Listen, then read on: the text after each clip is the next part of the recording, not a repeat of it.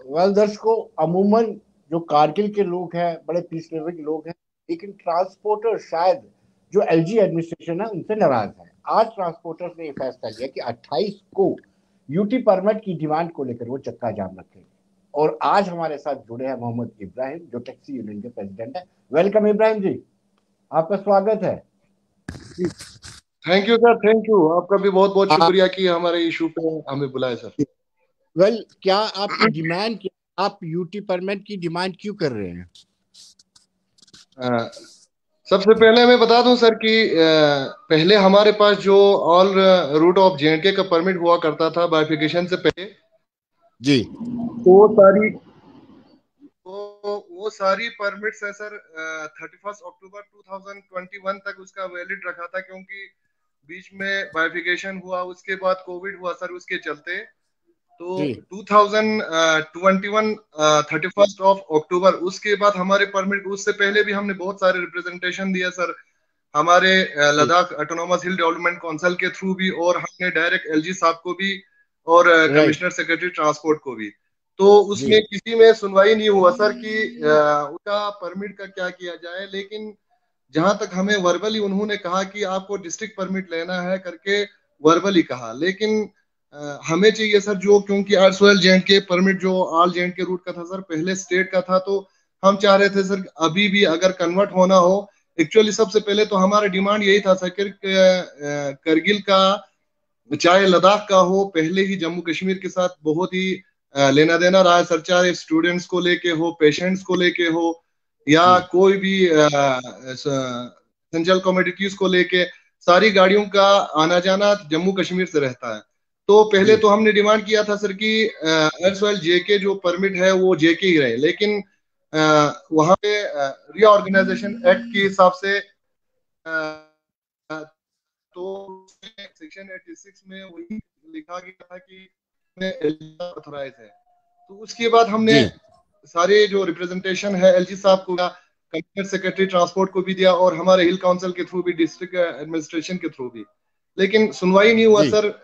पिछले साल तक, इसी साल मार्च अप्रैल में फिर से एक मीटिंग हुआ सर, लेकिन उसमें भी उन्होंने कहा था कि हम देखेंगे। अब तक नहीं हुआ। जी। तो अभी शायद 10-15 दिनों से ये गाड़ियों के रोड में चलना मुश्किल हो गया सर, कि सीज हो रहा है गाड़ी आरटीओ की तरफ से, ट्रांसपोर्ट डिपार्टमेंट की तरफ से। तो एक तो उसमें फॉल्ट हमारा नहीं था कि गवर्नमेंट की तरफ से कोई हमें इंस्ट्रक्शन या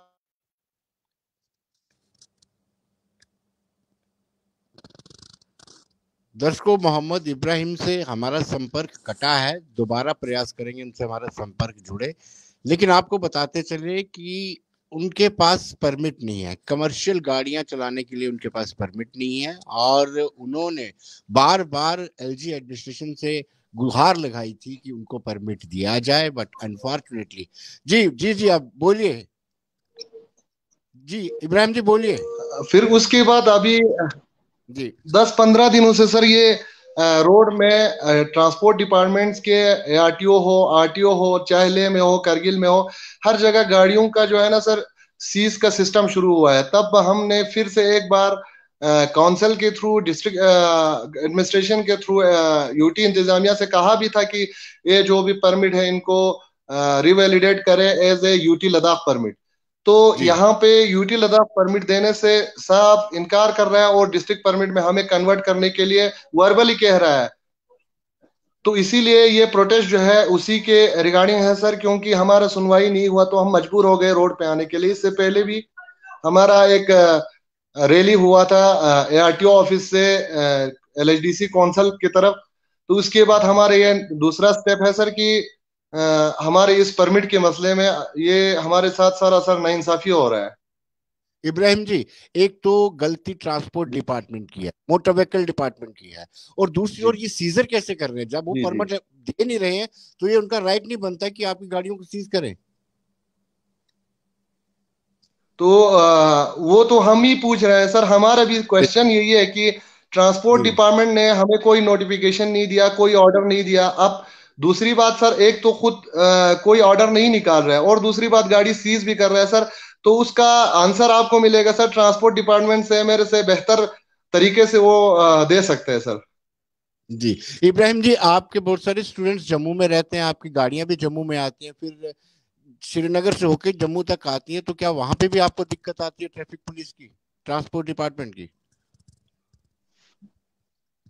नहीं, अभी तक तो हाल फिलहाल तक तो नहीं था सर, क्योंकि एक चीज ऐसा है सर कि हमारी जो भी गाड़ियां अभी श्रीनगर, चाहे जम्मू हो चाहे श्रीनगर हो, चाहे इवन की लेह में भी, चाहे यहाँ पे जो चले, तो वो सारे इलीगल ही चल रहे हैं अभी तक।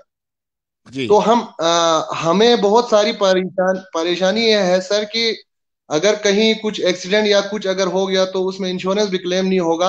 हम बहुत पहले से ये डिमांड कर रहे हैं कि हमारे जो भी परमिट है उसको यूटी लेवल का परमिट किया जाए, लेकिन जी। हमारी मजबूरी भी है कि हमें भी घर चलाना है, बच्चों को पढ़ाना है, तो हम अपना रिस्क लेके जहां पे भी हम जा रहे हैं अपने रिस्क से ही जा रहे हैं सर। जी। What about the Leh, Leh के ट्रांसपोर्टर्स का क्या कहना है? उनके जो कमर्शियल व्हीकल्स हैं उनको परमिट है कि वो भी विदाउट परमिट चल रहे हैं?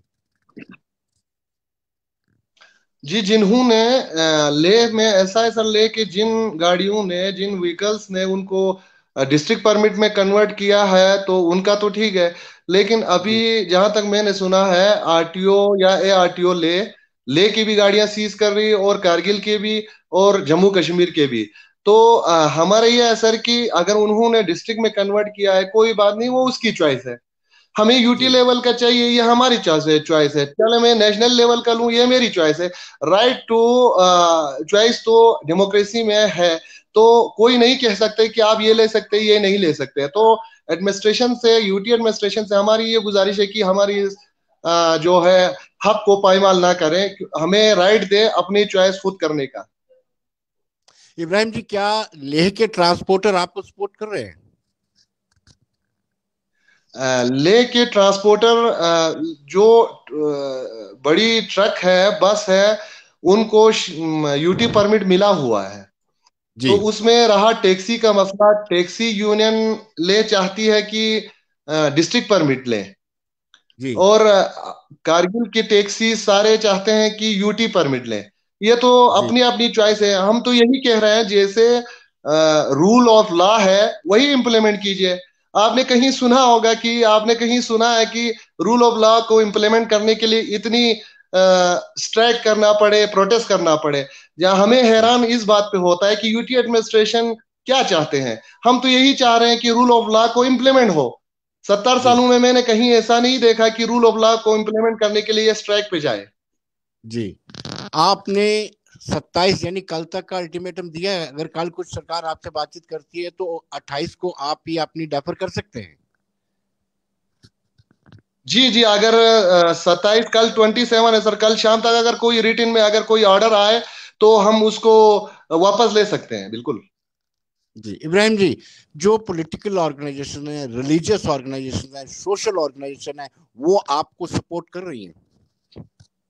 जी, उनका पहले भी हमारे साथ अंजुमन जमीयतुल उलमा का जो रिप्रेजेंटेटिव है, जिस दिन कौंसल में हमारा रैली था उस टाइम वो खुद वहां पे आए थे, उनका हमें सपोर्ट है। और तमाम रिलीजियस IKMT का भी इसमें सपोर्ट है, क्योंकि उन्होंने भी एक प्रेस नोट के जरिए हमें सपोर्ट के लिए कहा है। और जो सोशल ऑर्गेनाइजेशंस है सारे जितने भी कारगिल में, नॉन पॉलिटिकल हो चाहे पॉलिटिकल हो चाहे रिलीजियस हो, सबका सपोर्ट हमें है।